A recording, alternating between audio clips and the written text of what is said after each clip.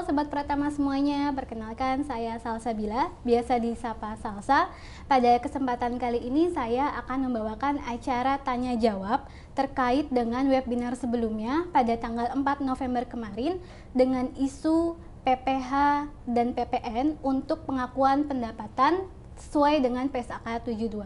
Nah, bagi Sobat Pertama sekalian yang sebelumnya belum sempat menyaksikan video webinar tersebut, dapat menyaksikannya kembali di channel YouTube kami. Di linknya itu nanti akan kami sampaikan di link deskripsi box di bawah ini. Kemudian pada kesempatan kali ini Sobat Pertama tentunya saya tidak sendiri. Saya bersama dengan Bapak Dr. Priyanto Budi Saptono AKCAMBA yang merupakan pembicara pada webinar tersebut sekaligus CEO dari PT Pratama Indomitra Konsultan. Assalamualaikum warahmatullahi wabarakatuh. Selamat pagi Pak Pri, bagaimana kabarnya? Waalaikumsalam warahmatullahi wabarakatuh. Alhamdulillah sehat. Gimana Mbak? Alhamdulillah sehat Sasa? Pak. Ya. Sehat dan semangat selalu ya Pak. Ya. Semangat untuk menjawab pertanyaan-pertanyaan juga. Tapi sebelum menjawab, saya pengen tanya Mbak, Ya, kenapa apa tuh, banyak teman-teman Mbak Salsa nyebut Lesti Mbak? Ya, Aduh itu. Pak, itu gimana ya? Coba ditanyakan ke yang menyebut saya. Oh gitu ya, oke ya. Ya, Saya ya, juga oke, nanti tidak saya tahu. tanyakan Iya. ya. Oke, nanti sebelum saya tanya nanti ya. Oke, siap, ya. Pak. Siap. Silakan Mbak. Kita langsung aja nih ya Pak. Ya. Di tangan saya ini ada sekitar 9 pertanyaan dari para peserta webinar kemarin. Ya. Kita langsung mulai ke pertanyaan pertama. Ini dari Bapak Trisandi Febiansyah. Pertanyaannya, apakah free 1 tahun bisa dianggap sebagai penghasilan penyewa secara pajak? Bagaimana waktu pengakuan pendapatannya? Mungkin ini dia menyewa selama beberapa tahun ya Pak, kemudian dari pihak penyewa memberikan free sewa selama 1 tahun. Ya. Monggo Pak, tanggapan. Baik.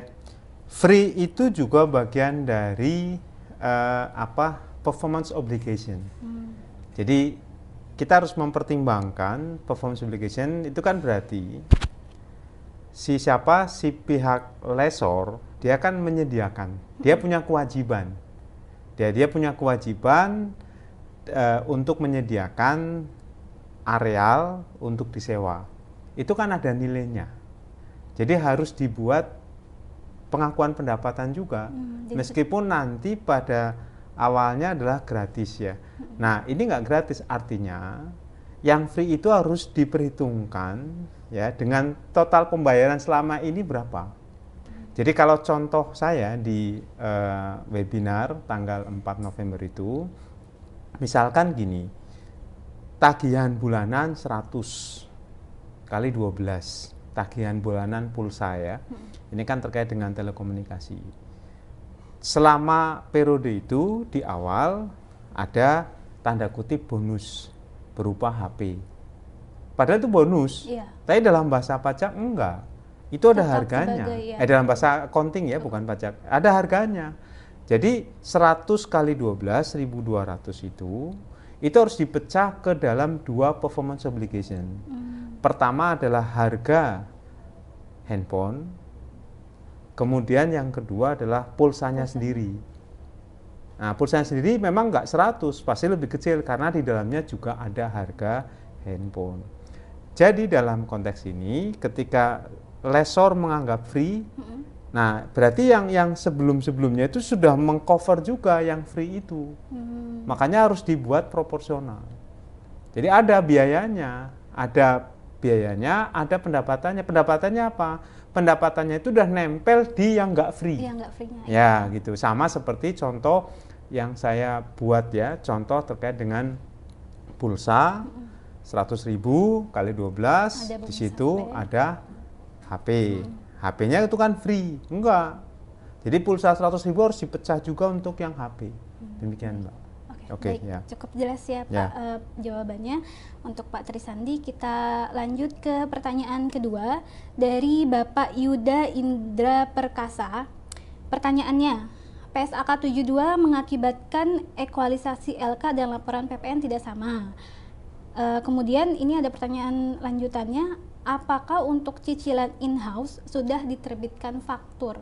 Jadi mungkin ini ada 2 pertanyaan ya Pak. Yang jelas ekualisasi itu untuk menandingkan ya, menandingkan antara omset PPh dan PPN. kalau beda harus bisa dijelaskan kenapa beda. Jadi kalau saya sering mengatakan tuh explainable, nggak ada masalah beda antara accounting dan pajak karena memang rujukan aturannya beda.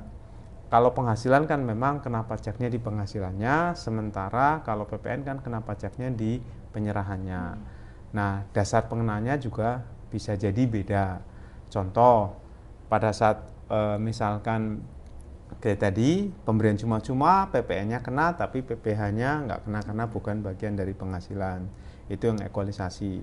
Jadi memang terus terang dengan penerapan PSAK 72 ini wajib pajak harus punya extra effort untuk melakukan ekualisasi, menandingkan objek PPN dengan objek PPh, ya, terutama di situ di omsetnya.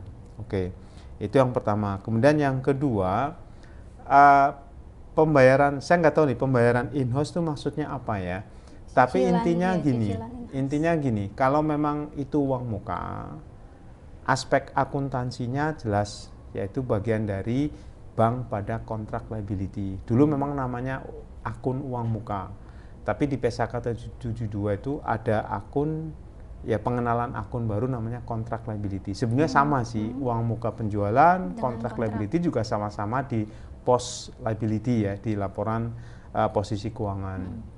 Nah, kalau konteksnya pembayaran pembayaran tadi in-house, saya sih melihatnya kalau memang itu bagian dari uang muka, yaitu sudah merupakan objek PPN. Untuk PPh-nya belum, karena itu kan masih bentuknya bank pada uang muka, jadi belum kena PPh badan. Tapi kalau memang itu berkaitan dengan misalkan transaksi properti, nah itu sudah ada PPh badannya. Dalam hal ini bukan PPh badan sih sebenarnya, PPh finalnya. Karena kan uang mukanya sudah terutang PPh setor sendiri 2,5%. Kalau pengalihan 2,5% sekarang ya. Oke, di situ. Nah, jadi ya mudah-mudahan ini bisa menjawab ya, karena saya belum terlalu jelas dengan istilah in-house itu. Demikian, cicilan Mbak in-house. Salsa. Baik. Jadi kalau untuk yang tadi yang ekualisasi LK sama PPN itu yang penting bisa dijelaskan ya Pak, ya, karena perbedaan pasti itu ada. ya. Selanjutnya kita lanjut ke pertanyaan yang ketiga. Ini dari Ibu Fitriah.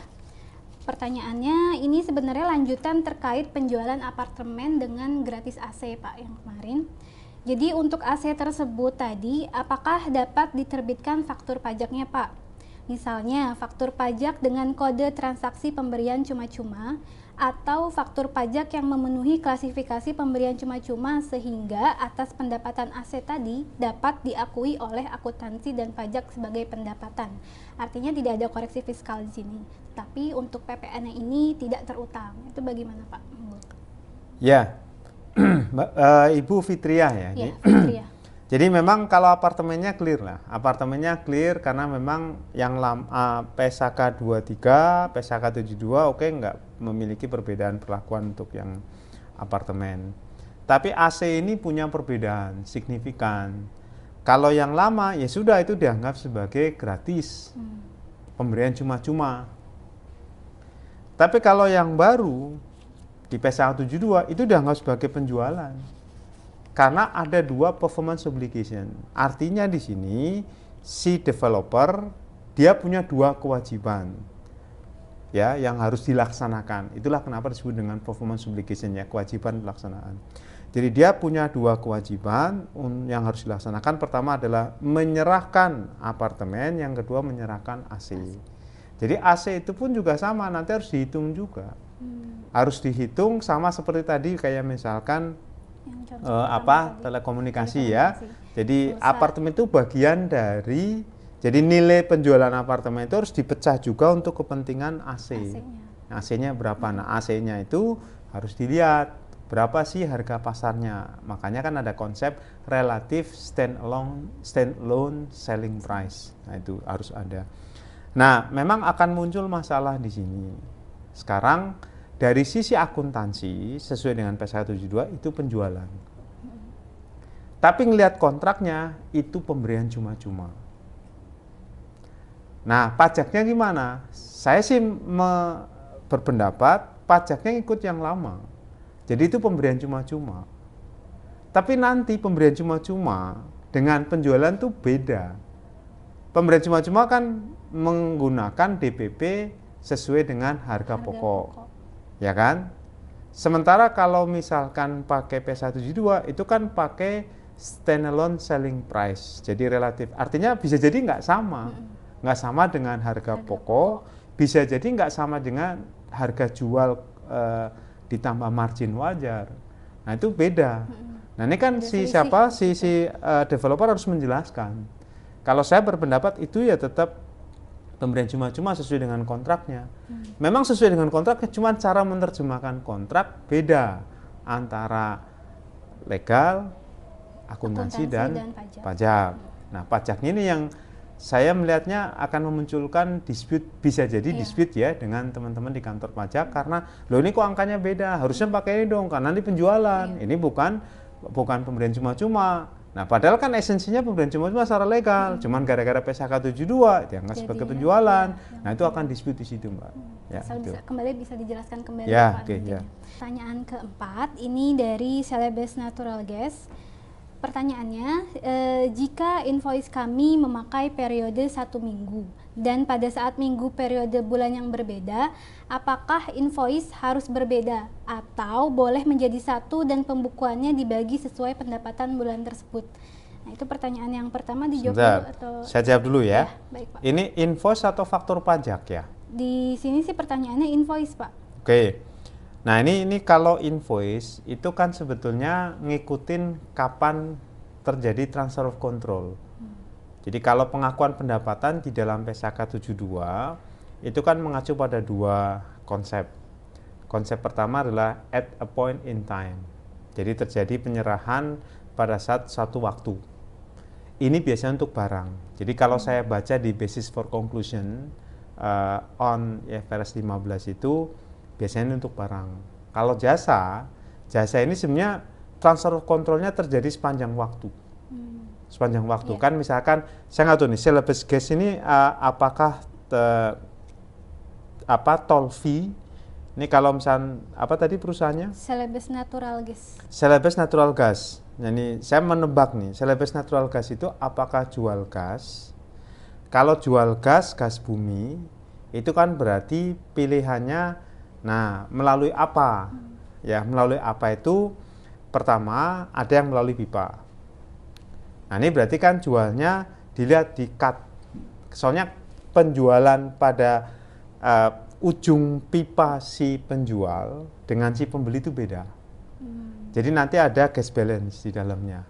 Itu kalau bicara masalah penjualan gas ya.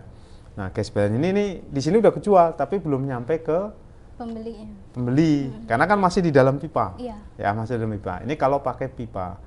Nah, yang kedua ini menggunakan gas alam cair, LNG, natural gas. Jadi liquefied natural gas. Bentuknya adalah tanker. Tanker ini ketahuan kan. Jadi misalkan FOB destination karena pakai tanker kan. Berarti ngangkut satu tanker, ini kapal tankernya selesai itu misalkan. Nah, itu dianggap sebagai penjualan, bisa. Yang ketiga, gasnya natural gas bisa dalam bentuk kalau natural sih oke, 72 itu ya. Jadi gas alam. Soalnya ada juga LPG yang liquefied petroleum gas. Itu juga dibuat tabung. Dibuat tabung itu kelihatan kan. Jadi seolah-olah kayak jual barang karena kan tabungnya. Itu. Nah, ada lagi yang keempat ini CNG. CNG bukan penyanyi ya. Gitu ya. Tapi compressed natural gas. Kalau Mbak Lesti ya, kalau Mbak Salsan lihat itu ada tabung silinder yang agak panjang, dia tertulis CNG. Nah, ini dia pakai kayak kapal, bukan kapal, kayak truk gitu ya, truk bahan bakar. Tapi kan di situ truk bahan bakar bisa minyak, bisa bahan bakar gas, bisa juga bahan bakar minyak ya. Nah, kalau yang gas tadi, jadi compressed natural gas. Nah, ini biasanya nanti nempel pada SPBG. Jadi kita harus melihat dulu nih. Kalau memang intinya di dua itu, intinya ada di at a point in time atau over the time. Nah, Kalau barang secara umum at a point in time bisa. Nah, kembali lagi faktur pajaknya kapan dibuat tergantung sepakatan. Misalkan ya, kalau kasus misalkan pakai pipa, faktur pajaknya, faktur ya, invoice ini pada saat tanggal di sini atau tanggal di sana. Tanggal di sini artinya tanggal di penjual atau tanggal di pembeli. Karena di sini ada beda tuh cash balance ya, karena masih ada di sini. Nah, biasanya kan patokannya penjualannya ada di sana. Ketika sudah sampai di pembeli. Ya, misalkan FOB destination ada di sana, ya sudah, yang dilihat si moncong pipa yang ada di pembeli, ya gitu ya. Nah, itu tergantung dari situ. Nah, otomatis penjualannya bisa terus ini terjadi.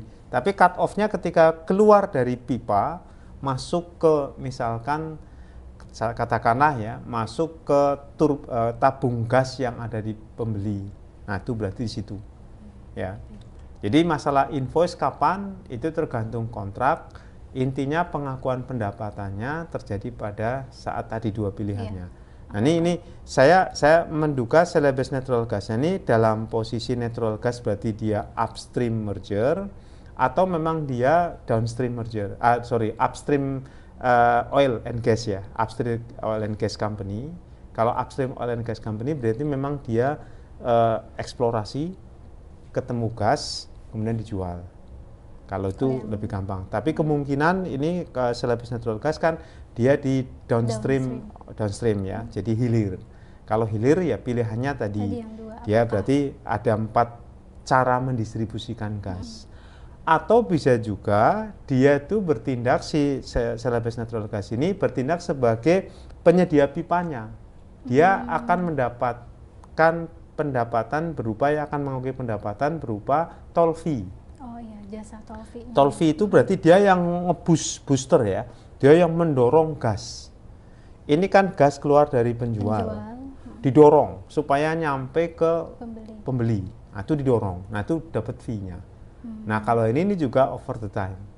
Jadi memang saya harus melihat kasusnya. Kalau melihat penanyanya kan seller based natural gas ada 2 pilihan. Apakah dia yang jual trading gasnya atau memang dia toll fee-nya. Ya, tapi kalau namanya mungkin trading gas. Nah, trading gas tadi ada 4 ya. Oke, demikian Mbak. Oke, baik, sudah cukup jelas sekali ya Pak. Ya. Pertanyaan yang keduanya itu, kalau menurut IFRS seperti apa perlakuannya dan aspek pajaknya? Nah, apakah disesuaikan invoice atau pembukuan pendapatan? Oke, kalau menurut IFRS atau menurut pajak nih?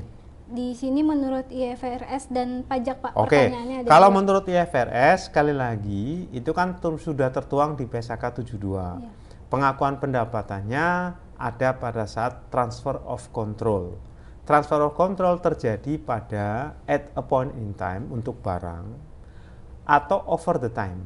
Over the time itu jasanya kayak konstruksi gampangannya ya, over the time. Nah, ini tinggal pilih mana nih. Ya, ini judgment. Ya. Nah, kemudian invoice-nya kapan? Ya, kalau sudah penyerahan, sudah transfer of control, berarti invoice sudah bisa ditagih. Itu normal ya secara accounting.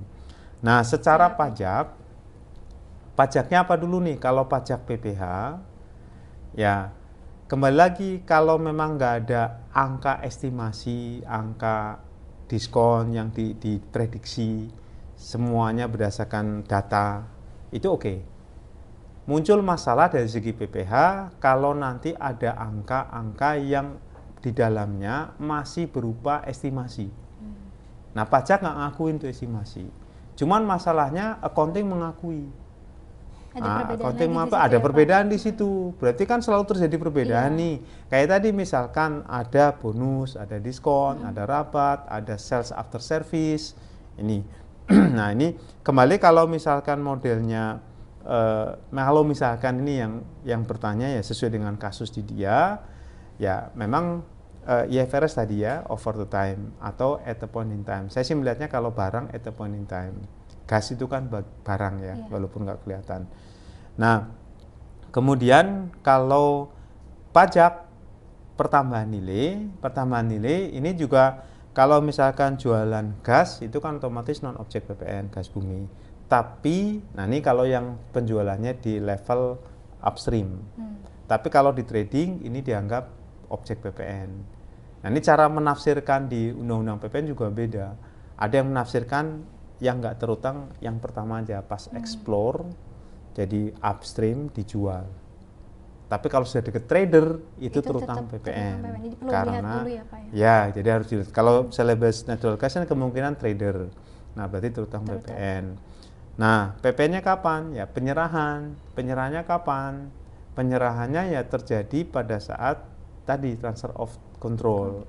Berarti at a point in time. Nah, memang saya sering mendapati kasus muncul ya, dispute muncul karena di dalam kontrak antara penjual, penyedia atau pembeli ya, penerima jasa itu nggak jelas, sehingga nah tadi pengakuan pendapatannya ya terserah kantor pajak yang berakibat beda. Jadi memang untuk ya ibu bapak semua yang bertransaksi ya terkait dengan jasa atau barang, terutama jasa, ini memang harus tegas kapan Di penyerahannya, kontraknya, ya di kontraknya, kapan transfer of controlnya. Kalau over the time-nya di-cut per bulan atau kapan itu.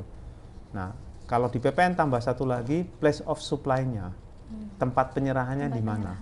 Ya kayak misalkan jual gas tadi, ini kalau misalkan Celebes ini kan, kalau Celebes kan saya melihat ini Sulawesi, mungkin nggak ada kawasan bebas. Tapi kalau kasusnya di Sumatera, ini agak repot. Repotnya kenapa? Karena jual ke Batam. Terutang PPN apa enggak? Penyerahannya ada di mana? Iya. Ah, gitu. Kalau penyerahannya misalkan jual gas, penyerahannya ada di sana, FOB destination, oke, clear. Tapi kalau kayak tadi, dia si Celebes Central Gas ini toll fee, jasa pengangkutan gas. Ini penyerahannya ada di mana? Di sepanjang ini, sepanjang pipa. Nah, ini orang pajak seringkali menganggap, oh ini berarti sudah di luar Batam, terutang dong. Tapi kan tujuannya ke sana, ini dispute-nya di situ. Gitu ya. Baik Pak, kita lanjut kembali ke pertanyaan yang kelima. Ini dari Bapak Hardi Wijaya. Pertanyaannya, bagaimana pengakuan pendapatan jasa bila dalam kontrak diakui saat penyerahannya adalah pada saat berita acara serah terima, sedangkan penyelesaian pekerjaannya itu biasanya sebelumnya. Jadi ada beda waktu di sini Pak. Itu bagaimana? Ya, Pak Hardi nggak ada masalah. Nggak ada masalah. Artinya transfer of control-nya terjadi pada saat BHST. Sangat normal, misalkan sudah selesai pekerjaan, kemudian diserahkan, tapi kan nanti dicek dulu. Kontraknya mungkin memunculkan klausul. Kalau masih ada defect, ada kerusakan atau apa, tanggung jawab pada si pemberi jasa, ya kan? Nah, kalau sudah nggak ada, baru nanti berita acara. Berarti memang transfer kontrolnya terjadi pada saat pembuatan BHST. Memang seringkali saya membuat suatu perumpamaan gini. Kalau barang gampang, FOB, shipping point atau destination. Kalau jasa, saya sering mengatakan, ya sudahlah pada saat berita acara. Karena kapan penyerahannya kan nggak ketahuan. Ini kan jasa nempel terus nih, over the time. Ya nempel terus. Misalkan kayak contoh jasa iklan, masang iklannya tiap hari selama sebulan, itu penyerahannya kapan? Penyerahannya kan tiap hari itu, faktur pajaknya tiap hari dong gitu, pas tayang. Nah, disitulah muncul ada kesulitan untuk menentukan saat penyerahannya. Makanya PPN di PP 1 2012 ya di pasal 17-nya ya ada pengaturan, ya udah paling lambat pada saat faktur komersial untuk PPN-nya. Faktur komersial kapan? Biasanya kan terbit pada saat sudah ada berita acara serah terima. Nah, itu sebagai satu cut off-nya. Ada transfer kontrol gitu, Mbak. Oke, baik Pak. Jelas sekali. Selanjutnya pertanyaan yang ke-6 dari Bapak Eko. Pertanyaannya, ini untuk perusahaan developer real estate telah terjadi serah terima rumah kepada pelanggan. Nah, tapi belum ada penyelesaian clubhouse-nya nih Pak. Jadi perlakuan akuntansi menurut PSAK tujuannya itu bagaimana? Apakah bisa diakui penjualan secara seluruhnya atau harus diestimasi porsi kewajiban perusahaan membangun clubhouse tersebut? Oke, kalau clubhouse itu kan sebetulnya bukan bagian dari objek transaksi. Memang di sini fasilitas. Ya, saya membacanya kalau ini kan kemungkinan landed house. Landed house itu rumah tapak. Jadi kayak kita komplek apa gitu ya, komplek misalkan Gria Tugu Asri di Depok, itu kan landed house karena tanahnya semua napakin tanah, rumahnya napakin tanah, makanya di sana dinamakan landed house. Kalau ini gampang, serah terimanya kapan? Pada saat AJB masing-masing unit. Jadi tidak ada kaitannya dengan Clubhouse itu. Clubhouse. Clubhouse itu fasilitas. Iya, berupa fasilitas itu ya. Nah, memang nanti akan muncul pertanyaan, ini Clubhouse-nya gratis apa enggak? Berarti kan bagian dari fasilitas. Nah, fasilitas ini juga nanti dihitung. Misalkan, ini kembali lagi, bagian dari performance obligation enggak? Kalau misalkan bukan, ya sudah. Saya sih melihatnya bukan ya. Ya, ini judgement ya. Oke. Itu sih saya melihatnya. Kalau Clubhouse-nya belum jadi, tapi sudah terjadi transaksi, yang dilihat unitnya. Beda kalau nantinya jual unit rumah, ada AC. Nah, itu beda. Kalau ini kan Clubhouse atau jalan, itu kan bagian dari fasilitas yang harus disediakan kepada siapapun. Demikian. Oke, siap. Kita lanjut lagi ke pertanyaan yang ketujuh dari Alan Saswito. Pertanyaannya, untuk penjualan dengan sistem business to business nih Pak, apakah pengakuan penjualannya yang diakui pada penjualan ke member atau ke pihak PEX? Mungkin PEX di sini pelanggan kali ya Pak? Atau... Saya nggak tahu nih ya. Jadi kalau business to business ini kembali lagi prinsip umumnya adalah business to business ini antara entitas dengan pelanggan atau bukan. Kalau memang pelanggannya bisnis, ya berarti berlaku PSAK 72. Nah, pengakuan pendapatannya kapan? Kembali lagi, konsep utamanya penghasilan pendapatan diakui pada saat transfer of control terjadi. Itu aja. Makanya memang sengaja kalau saya bahas, pasti saya bahas yang paling asas dulu. Bicara masalah PSAK 72, itu kan pengakuan pendapatannya. Pengakuan pendapatannya sebesar kapan transfer of control terjadi. Kemudian sebesar apa? Sebesar kesepakatan plus tadi. Kesepakatan itu promise, goods atau service. Kesepakatannya ada di kontrak, berarti si penjual jasa atau barang ini harus ngakuin performance obligation. Makanya memang 5 step pengakuan pendapatan itu harus dilakukan. Lihat kontrak terdiri dari hak dan kewajiban. Hak itu yang nanti menjadi pendapatan yang harus diakui. Tapi ini juga akan terpengaruh oleh adanya janji-janji. Janji ini kan performance obligation. Janji ngasih diskon, janji ngasih rabat, janji ngasih servis purna jual, itu juga akan mengurangi pendapatan itu. Ya, jadi nggak ada masalah mau B2B atau kemudian B2C silahkan itu. Ya. Tergantung dari transfer of control-nya juga tadi ya Pak. Baik, kita lanjut lagi ke pertanyaan yang ke-8 dari Bapak Oki Erzandi. Pertanyaannya, Pak, untuk konsultan jasa penilai, bagaimana dengan pekerjaan yang sedang kita kerjakan namun belum selesai? Apakah sesuai dengan PSAK 72 bisa dicatat? Dan bagaimana dalam laporan pajak tahunannya? Apakah ada koreksi fiskal? Ya, untuk KJPP ini bisa menggunakan 2 pendekatan. Transfer kontrolnya kapan? Apakah progres? Karena dia kan sudah melakukan kegiatan, berarti sedang menyerahkan jasa kan? Ya. Sedang melaksanakan performance obligation. Nah, ini. Tapi laporannya belum jadi, ya, laporannya belum jadi. Kemudian nanti tagihannya itu kemungkinan ada 2 atau 3. Pertama uang muka, nanti progress draft, nanti kemudian pada saat final. Nah, tergantung ini artinya bisa juga at a point in time. Ya, artinya pada saat serah terima laporan. Bisa. Tapi kalau sulit karena ada tagihan, uang muka, progress, draft, kemudian final, itu bisa juga menggunakan over the time. Over the time, misalkan kalau sudah draft berarti sudah 80%, bisa nagih. Nah, itu over the time di situ. Nah, pengakuan pendapatannya seperti itu. Nah, kemudian dari sisi pajak, sebetulnya sekali lagi pembukuan ngikut accounting. Cuman masalah muncul kalau ternyata di dalam nilai itu ada estimasi. Ya, ada diskon, ada rabat gitu. Yang memang belum diakui oleh pajak. Kenapa? Belum terrealisasi. Iya.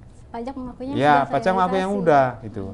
Nah, ini yang repot memang, sehingga kontrak-kontrak yang ada memang harus, saya sih cenderung ya, misalkan Ya udahlah, at the point in time. Awal uang muka, kemudian uang muka normal ya, berarti PPN ada, PPh ada, withholding tax.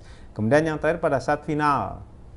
Final jadi 50-50, 50% uang muka, 50 pada saat final. Finalnya kapan? Pada saat serah terima laporan.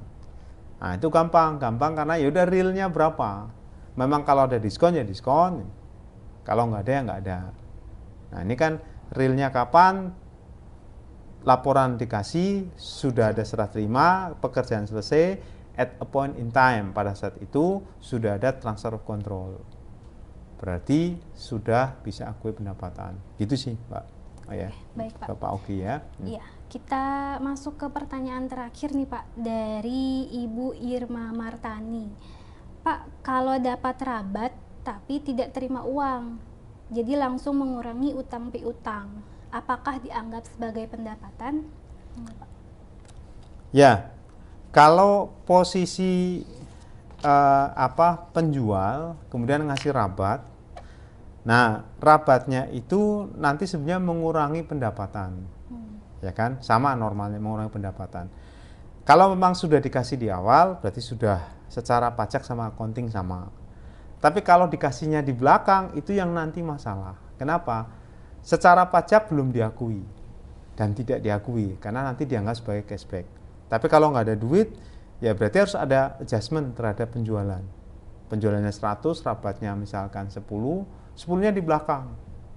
Pilihannya ada dua, mengurangi yang 100, berarti tinggal 90, berarti di-adjust, atau nanti dikasih duit. Kalau misalkan Bu Irma ini menyebutkan tidak dapat duit. Iya. Kalau tidak dapat duit, pilihannya juga nanti ada dua, perlakuan kita. Mengurangi penjualan yang ada, yang sudah terjadi, berarti harus ada adjustment nih. Ya, harus ada adjustment, invoice-nya, faktur pajaknya, karena kan totalnya harus dikurangkan dengan rabat. Atau rabatnya bisa juga, ini yang sering saya usulkan ya, sebagai satu bentuk tax planning, rabatnya diterapkan untuk transaksi berikutnya dengan asumsi ini recurring transaction, transaksi berulang. Contoh yang paling gampang apa? Saya belanja ke Matahari Department Store seharga 1 juta, dapat kupon. Kalau nanti belanja minimal 200.000 dapat diskon. Iya. Diskonnya berarti berlaku untuk belanja berikutnya. Nah, ini di awal. Nah, itu lebih gampang. Sebetulnya diskon ini bisa jadi terjadi karena ada pembelanjaan sebelumnya kan. Cuman pemakaiannya ada di transaksi berikutnya. Itu Mbak Sasa ya. Baik. Bu Irma ya. Oke. Alhamdulillah udah semua pertanyaan terjawab nih Pak. Terima kasih banyak Pak Pri atas jawaban-jawabannya yang sudah sangat jelas. Semoga bermanfaat bagi sama-sama, para peserta webinar dan para sobat Pratama sekalian pada umumnya.